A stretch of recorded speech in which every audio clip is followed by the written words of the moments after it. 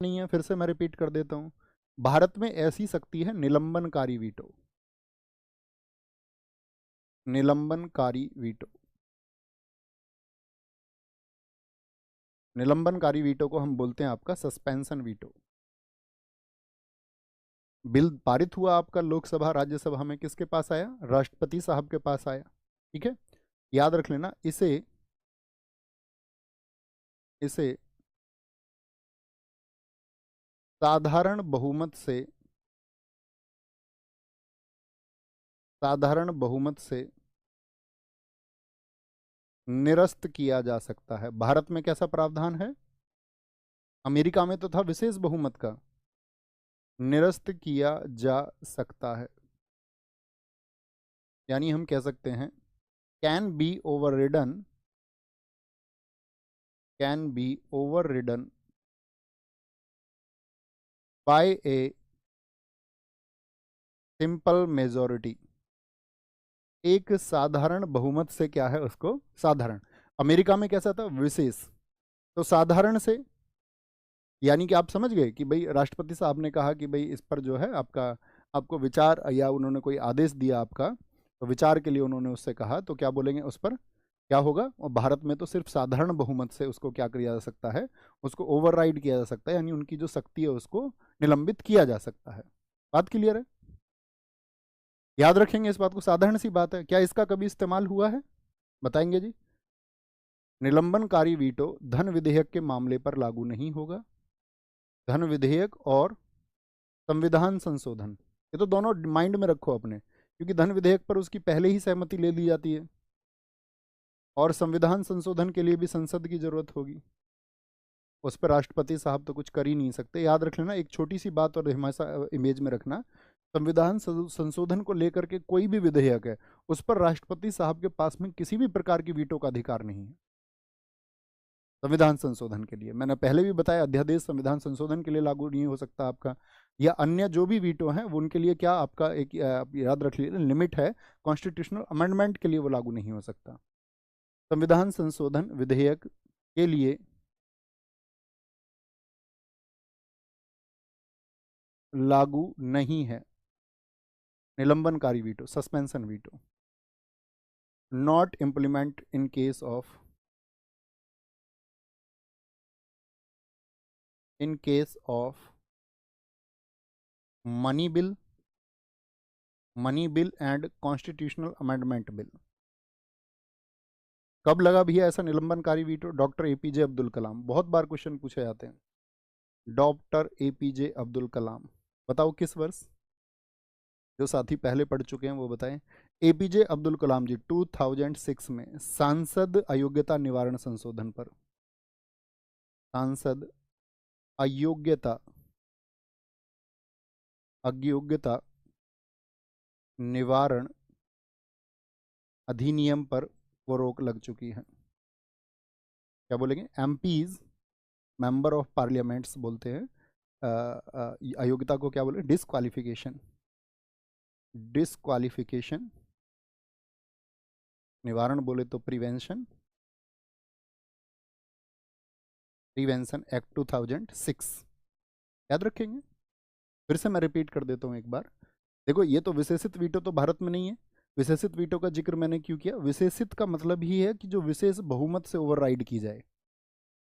यहाँ पर मैंने बताया आपको, आत्यंतिक वीटो में क्या बताया मैंने आपको? किसी विधेयक को उन्होंने मना कर दिया है तो विधेयक समाप्त हो जाता है। अत्यंतकारी वीटो, अत्यंतकारी वीटो तो अब इस्तेमाल ही नहीं होता है। ठीक है, फिर बात आई निलंबनकारी वीटो की। वो भैया क्या भेज रहे हैं आपका? रिकंसिडरेशन के लिए उन्होंने भेजा, और साधारण बहुमत से इसको क्या किया जा सकता है? निरस्त किया जा सकता है। ठीक है, लेकिन जैसे ही मैंने बताया रिकंसिडरेशन को आप एक आसान सी चीज़ ना समझें। रिकंसिडरेशन को आप हल्के में तो नहीं लेंगे।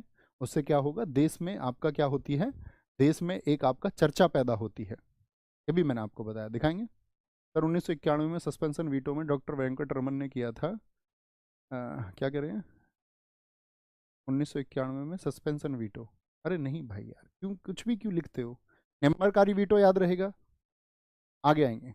चौथी चीज, चौथी वीटो जो है आपका, यानी भारत में तो कौन सी वीटो हुई है? भारत में ये आपका पॉकेट वीटो, जिसको हम जेबी वीटो भी बोलते हैं। क्या बोलते हैं इसको? जेबी वीटो। पॉकेट का मतलब क्या होता है? जेब, यानी राष्ट्रपति साहब अपनी जेब में रख लें और भूल जाए, कोई एक्शन ही ना दे, ये भी अधिकार है। विधेयक पर अनिश्चित समय तक कोई निर्णय नहीं होना। भाई विधेयक लोकसभा और राज्यसभा में पारित होकर आया, विधेयक पर अनिश्चित समय, इस बात को मार्क करके रखना, अनिश्चित समय को आपसे पूछे कितने समय तक, आप कहना अनिश्चित समय तक। अनिश्चित समय तक निर्णय ना होना, किसने किया ऐसा? निर्णय ना होना, निर्णय ना होना, यानी कि एक ऐसा टाइम है अनिश्चित समय। अनिश्चित समय को हम क्या बोल सकते हैं? यानी टेकिंग नो एक्शन, कोई भी उस पर एक्शन नहीं लेना। Taking no action, taking no action on the bill, on the bill passed by legislature, यानी कि भाई आपका विधायिका ने ही तो उसको पास किया होगा, जी भैया, और वो पहुंचा राष्ट्रपति साहब के पास में, और वो क्या कर रहे हैं, उस पर कोई भी आपका निर्णय नहीं होना है।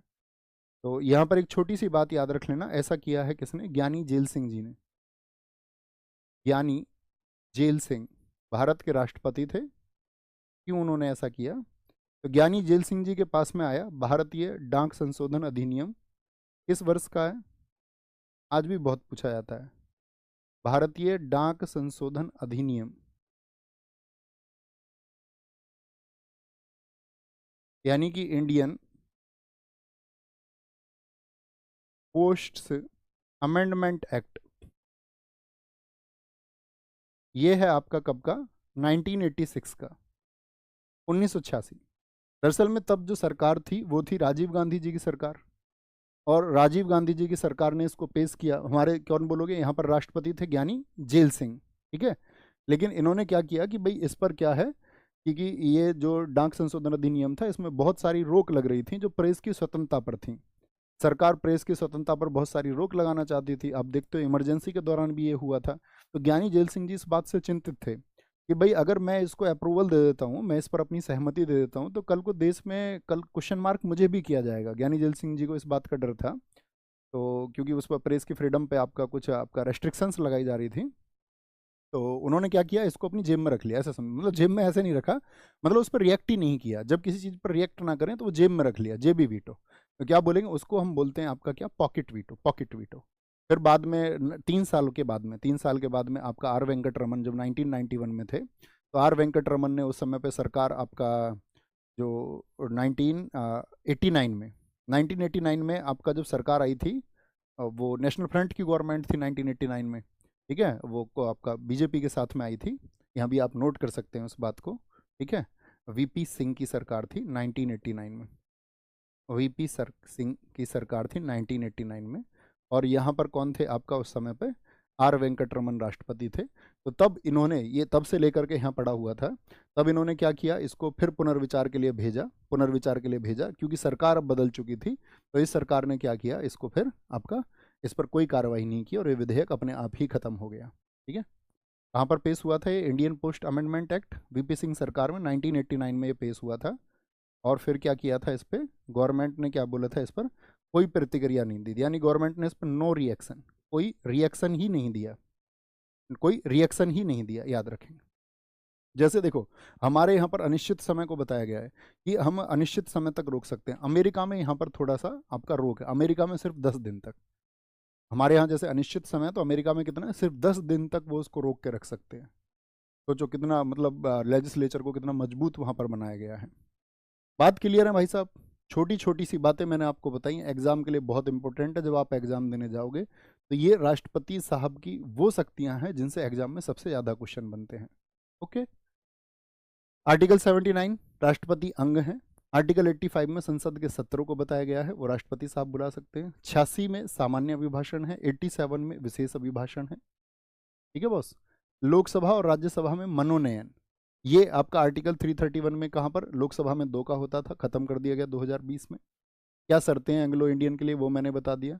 राज्यसभा में 12 सदस्य इन 4 क्षेत्रों से होने चाहिए। संयुक्त बैठक हमने बताई, साधारण विधेयक के मामले में बुलाई जाएगी। विधेयक कैसे कानून बनता है और उस पर राष्ट्रपति साहब के पास क्या शक्तियां, भाई वो स्वीकार कर लें उसको तो कोई दिक्कत ही नहीं है। वो उसको अस्वीकार कर दें, इसी को हम क्या बोलते हैं, अस्वीकार करने को ही कि उन्होंने रिफ्यूज कर दिया, तो यही क्या हो गया, यही एब्सोल्यूट वीटो हो गया। यही क्या हो गया, एब्सोल्यूट वीटो हो गया। हुआ या नहीं हुआ बताओ, कि वो इसको स्वीकार कर दे। पुनर्विचार के लिए वो इसको भेज रहे हैं। अब हमारे यहाँ विशेषित वीटो तो है नहीं।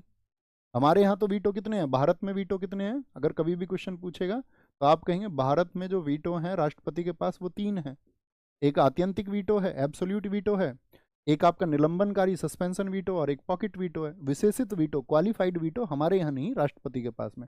हमने फिर उसको जिक्र क्यों किया, हमने जिक्र इसलिए किया कि अमेरिका में जिस तरह राष्ट्रपति के पुनर्विचार को ठुकराने के लिए, ठुकरा के मेरा प्यार मेरा इंतकाम देखेगी, तो राष्ट्रपति का जो साथी पुनर्विचार है उसको ठुकराने के लिए विशेष बहुमत की जरूरत होगी, लेकिन हमारे यहाँ साधारण बहुमत की जरूरत है। साधारण बहुमत की जरूरत है। बात समझ में आई। तो पुनर्विचार को लिए भेजेंगे तो यहाँ पर क्या है, निलंबनकारी है, सस्पेंशन वीटो है, उसके पास में क्या है, सस्पेंशन वीटो है, ठीक है। और जेब में रख ले उसको, तो वो क्या हो गया, फिर तो कुछ हो ही नहीं सकता। ठीक है बॉस, छोटी सी बातें थी, यही हमने फिर यहाँ पर डिस्कस किया आपसे वीटो में। अध्यादेश जब संसद की कार्रवाई ना चल रही हो अधिकतम इतनी अवधि तक होगा। अब फटाफट से बटे के बटे आंसर करके दिखा दो क्वेश्चन के स्पीड मोड में, बताओ जी। संविधान का कौन सा अनुच्छेद, अब तो ठीक हो ना, ब्लैक बोर्ड से श्याम पट काला पट, बचपन से इसी पे पढ़ते आए हैं। कौन सा आर्टिकल बताता है कि संसद राष्ट्रपति और दोनों सदनों से मिलकर बनेगी, 79 बताता है भाई साहब, 79। निम्नलिखित में से कौन सा कथन भारत के राष्ट्रपति के संदर्भ में साथी आपका सही नहीं है, वह संसद के किसी भी सदन को विघटित कर सकता है, विघटित नहीं कर सकता है, अभिभाषण का अधिकार उसको है, संदेश भेज सकता है, सदनों का या किसी सदन का सत्रावसान कर सकता है, मैंने बताया सत्रावसान यानी आपका प्रोपोगेशन का उसको अधिकार है, दोनों की संयुक्त बैठक बुला सकता है। ये तो हमने पढ़ा, ये नहीं पढ़ा, इसको आगे संसद के विघटन को जब पढ़ेंगे तब भी जानेंगे, लेकिन ये 3 पढ़ चुके थे, इसलिए हम श्योर थे कि यही होगा।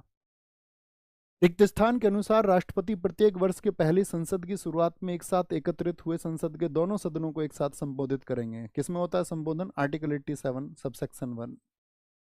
आंग्ल भारतीय समुदाय का प्रतिनिधित्व किस अनुच्छेद में किया गया है, बताएंगे जी, किसमें, आर्टिकल 331 में, जैसे राज्यसभा का आर्टिकल 80 में। कौन सा अनुच्छेद सदनों को संबोधित करने और संसद भेजने के राष्ट्रपति के अधिकार से संबंधित है, किससे संबंधित। अब देखो इसमें 87 नहीं है बच्चे, अब एनटीपीसी में बड़ा अच्छा पूछा गया है इसको लेबल आपका, एनटीपीसी 2 में। तो 88 में है क्या ये, आप कहेंगे नहीं भैया 88 में तो नहीं है, 88 में तो महान्यायवादी के बारे में है आपका, 76 88 और आपका कौन सा 188 12 5 105 में है उसके बारे में। 84 नहीं, क्या बोलेंगे 86 में। ये क्या है, एक लिए याद रखना, ये सामान्य अभिभाषण होगा। भारत के संविधान का कौन सा अनुच्छेद है जो राष्ट्रपति को संसद के दोनों सदनों की संयुक्त बैठक बुलाने की शक्ति प्रदान करता है, दोनों सदनों की, तो 108 में होगा, 108। अध्यादेश के प्रख्यापन के संबंध में निम्नलिखित में से कौन सा कथन सही है। राष्ट्रपति उन अध्यादेशों का प्रचार कर सकते हैं जो अस्थायी अवधि के हैं, यानी the president can promulgate ordinances which are temporary duration, जो कुछ समय के लिए क्या ऐसा अध्यादेश बना सकता है, मैंने कहा कल तक के लिए बना दे, टेम्पररी के लिए बिल्कुल बना सकता है। राष्ट्रपति द्वारा प्रख्यापित आदेश को संसद की पुनः बैठक के 6 सप्ताह के भीतर, संसद की पुनः बैठक, मैंने क्या कहा था यहाँ पे, एक बात याद रख लेना, जिस सदन की कार्यवाही बाद में शुरू होगी, अगर राज्यसभा की पहले शुरू हो गई है तो वहां पर नहीं, जिसकी कार्रवाई, अगर दूसरा सदन लोकसभा उसकी कार्रवाई अगर लेट शुरू हो रही है तो जिसकी कार्रवाई लेट शुरू हुई है उसके गिने जाएंगे आपका 6 वीक्स। बिल्कुल ठीक है, 1 और 2 दोनों हो जाएंगे। भारत के राष्ट्रपति द्वारा जारी अध्यादेश की अधिकतम अवधि कितनी हो सकती है, तो 6 माह मत कर देना भाई साहब गलती से भी, 6 माह तो संसद के बीच का गैप ही हो सकता है, उसके 6 सप्ताह के अंदर उसको पारित करना होगा, तो अधिकतम है 6 माह 6 सप्ताह, इससे ज़्यादा नहीं होगा। भारत के राष्ट्रपति में कितनी वीटो शक्तियाँ, निषेधाधिकार आपका है, तो कितनी है, 3 है। कौन कौन सी होंगी भैया, एक तो एब्सोल्यूट वीटो होगी, अत्यंतकारी वीटो, एक आपका सस्पेंशन वीटो यानी कि निलंबनकारी वीटो, और एक होगी आपका पॉकेट वीटो, जैसे में जेब में रख लेगा। सस्पेंशन में क्या होगा, अगर वो कुछ भेज रहा है तो उसको साधारण बहुमत से ओवररिडन किया जा सकता है। एब्सोल्यूट वीटो में वो पूरी तरह से मना कर देगा, वो कानून ही नहीं बनेगा। निम्नलिखित विकल्पों में से उस राष्ट्रपति का नाम बताइए जिसने संसद में किसी विधेयक को वापस करने के लिए सबसे पहले राष्ट्रपति की निलंबन वीटो का प्रयोग किया था। तो निलंबन वीटो किसने यूज की थी, आपका एपीजे अब्दुल कलाम जी ने। क्या बोलोगे, एपीजे अब्दुल कलाम जी ने इसको प्रयोग किया था। मैंने बताया सांसदों के लिए जो साथी आपका सांसद अयोग्यता निवारण अधिनियम 2006 में। भारत के राष्ट्रपति पॉकेट वीटो के तहत किसी विधेयक को कितनी अवधि तक अपने पास विचार के लिए रख सकते हैं। ये जो हम प्रैक्टिस करते हैं ना दोस्त, इसका बहुत बड़ा महत्व है। इससे क्या होता है, क्वेश्चन आपको तुरंत क्लियर हो जाता है कि किस तरीके से बन सकता है। अनिश्चित अवधि, इंडेफिनिट पीरियड के लिए ना, ये तो बहुत आसान